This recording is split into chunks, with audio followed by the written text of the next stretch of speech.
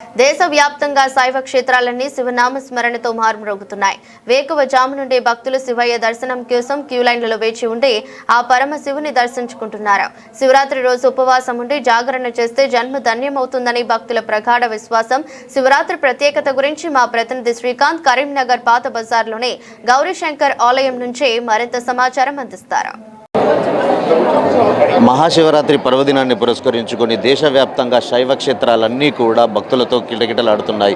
ఉదయం నుంచి కూడా శైవ క్షేత్రాలన్నీ భక్తులతో కిటకిటలాడుతున్న పరిస్థితి. ప్రస్తుతం మనం కరీంనగర్లోని గౌరీశంకర్ ఆలయం పాత బజార్ అంటే ఇది ఒక ప్రాచీన దేవాలయంగా కూడా చెప్పవచ్చు. ఆ దేవాలయంలో ఉన్నాము. ఇక్కడ మనతో పాటు పురాణం మహేశ్వర శర్మ గారు ఉన్నారు. వారితో మాట్లాడదాం. అయ్యా నమస్తే. ముందుగా ఏదైతే శివరాత్రి సందర్భంగా అంటే అసలు ఈ శివరాత్రి ప్రత్యేకత ఏంటి? మహాదేవ శివరాత్రి శివునికి సంబంధించినటువంటి జన్మదినోత్సవానికి సంబంధించిన రాత్రి. రాముడు చైత్రమాసంలో రామ నవమి నాడు జన్మించినాడు కావున పండుగ చేసుకుంటున్నట్టుగానే శివుడు జన్మించిన మాఘమాసంలోని కృష్ణపక్ష చతుర్దశి నాడు అర్ధరాత్రి జన్మించినందుకు గాను ఒక పండుగగా మనం చేసుకుంటూ ఉంటాము.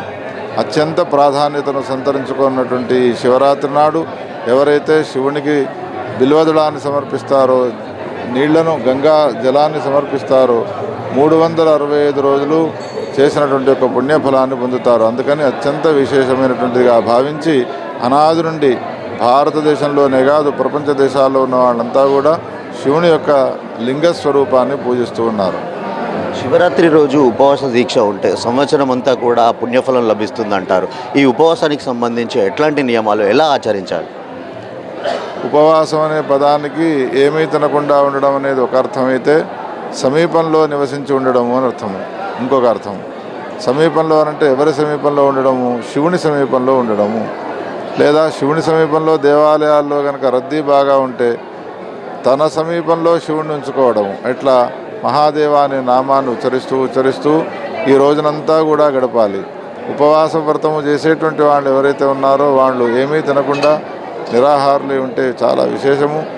అనారోగ్యము శరీర ధర్మాలను అనుసరించి కనుక ఒకవేళ ఆలోచన చేసి చూసినట్టయితే పండ్లు పాలు స్వీకరించవచ్చును, కందగడ్డ మొదలైన వాటిని స్వీకరించవచ్చును అని మనకు శాస్త్రాలు చెప్పినాయి. ఎప్పుడు కానీ మనకు శాస్త్రాలు విరోధాన్ని కలిగించి చూపవు. మన అనుకూలతను అనుసరించి, మన వ్యవస్థను అనుసరించి, మన స్థితిగతులను అనుసరించి ధర్మాన్ని పాటించమని చెప్తాయి మన ధర్మశాస్త్రాలన్నీ కూడా. ప్రధానంగా ఈ లింగోద్భవ సమయం ఏ సమయంలో ఆరంభమవుతుంది? ఈ లింగోద్భవ సమయానికి ఎట్లాంటి పూజలు చేస్తే ఎలాంటి ఫలితం అందిస్తుంది? మాఘమాసంలోని కృష్ణపక్ష చతుర్దశి నాడు అర్ధరాత్రి అంటే సుమారు మన టైంలో చెప్పుకోవాలి అంటే రాత్రి 12 నుంచి 1 గంట లోపు శివునికి సంబంధించినటువంటి ఆవిర్భావం జరిగినది అని అంటారు.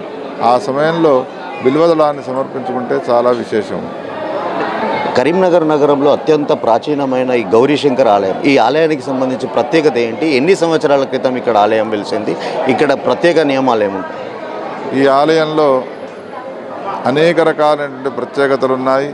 ఎక్కడా లేనటువంటి రీతిలో నైరుతి భాగంలో బ్రహ్మదేవుని దేవాలయం, పశ్చిమ భాగాన సరస్వతి దేవాలయం, ఉత్తర ఈశాన్యంలో మహిషాసురమర్దిని, ఉత్తర ఈశాన్యంలో చెన్నకేశవుడు దక్షిణామూర్తి, దక్షిణ భాగంలో కాలభైరవుడు, వీరభద్రుడు, సప్తమాతృకలతో కూడుకున్నటువంటి అయ్యప్ప స్వామి, 12 జ్యోతిర్లింగాలు, ఈ విధంగా అనేక దేవతామూర్తుల ఉపాలయాలతో కూడుకొని కోటి కల్పవృక్షాలతో సమానమైన ప్రభావం గలవాడు, కోటి కామధేనువులతో సమానమైన ప్రభావం గలవాడు గౌరీశంకరుడు. భక్తుల యొక్క కోరికలు నీడేర్చే కొంగు బంగారమే విరాజిల్లుతున్నాడు. ఇటువంటి శంకరుని సమీపంలో పెళ్లి కాని వాళ్ళు ఎవరైతే ఉన్నారో వాళ్ళు కన్యాపాశుపతాన్ని, వరపాశుపతం అనే అభిషేకాన్ని చేసుకోవడం వలన అనతి కాలంలో వాళ్లకు చక్కని సంబంధాలు కుదిరి సుఖమయ ఆనందమయ జీవనాన్ని కొనసాగిస్తున్నారు. ఇది ఈ ఆలయానికి ఉన్నటువంటి వైశిష్టం. ధన్యవాదాలు. మొత్తంగా కరీంనగర్ నగరంలోని అతి ప్రాచీనమైన దేవాలయం ఈ గౌరీశంకర దేవాలయం. ఇక్కడ కోరుకున్న కోరికలు కొంగు బంగారంగా కూడా స్వామివారి ఆశీస్సులతో భక్తుల కోరికలు నెరవేరుతాయంటూ కూడా పురాణం మహేశ్వర శర్మ గారు చెప్తున్నారు. కెమెరా పర్సన్ గౌతమ్తో శ్రీకాంత్, S6 న్యూస్, కరీంనగర్.